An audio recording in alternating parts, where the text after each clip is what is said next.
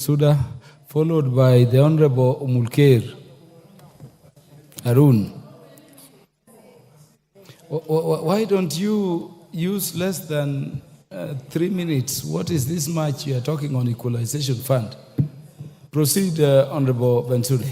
Thank you so much, Mr. Speaker. I don't need more than 3 minutes because what I want to talk about is very specific and they are just all facts. First of all, I rise, Mr. Speaker, to support the equalization bill that has been tabled by the Committee of Budget and Appropriations Committee. Mr. Speaker, I want to start by highlighting that in this country, we have what we call a rogue national treasury.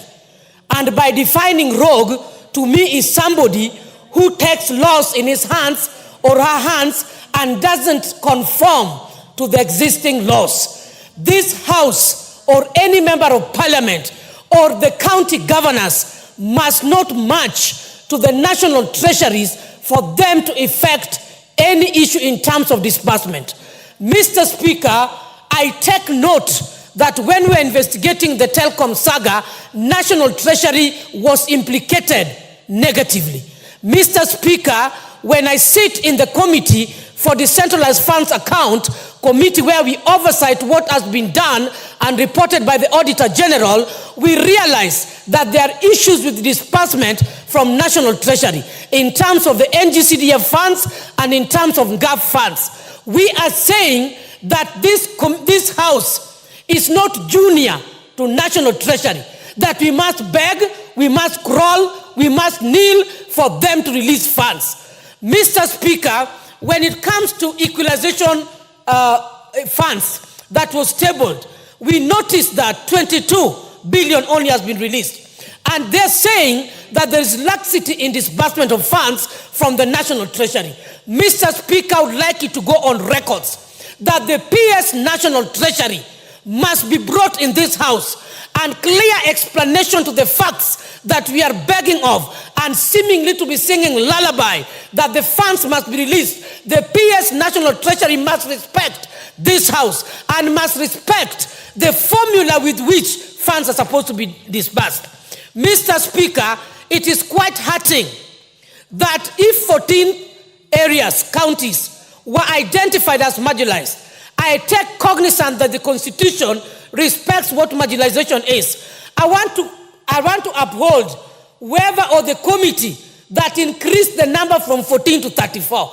In fact, I'm saying that they ought to have increased it totality to 47 because this country is seriously undergoing economic marginalization. I'm just from the rural areas.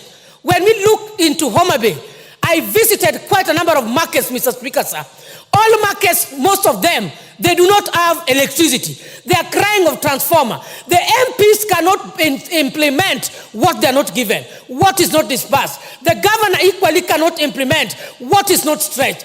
And so my serious number one fact, the National Treasury must be disciplined, must stop being rogue. Number two, Mr. Speaker, sir, regulation and framework must be put in place. We need a clear tabling of what projects were supposed to be undertaken in the 14 counties. We looked through during the flood areas and we could watch over the television how farmers are suffering.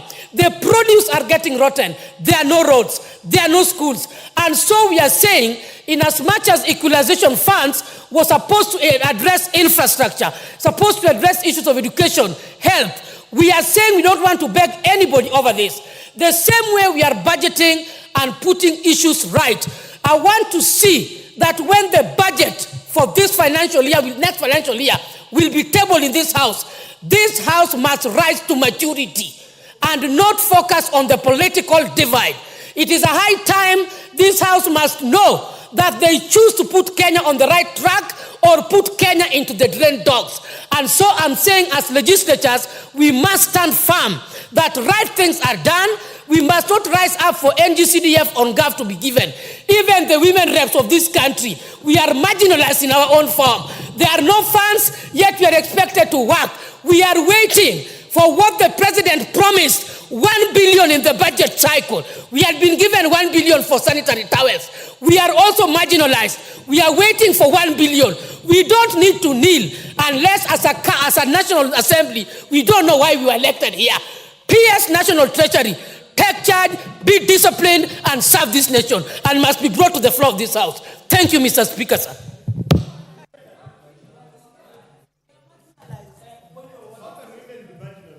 Thank you, Mr. Speaker, for granting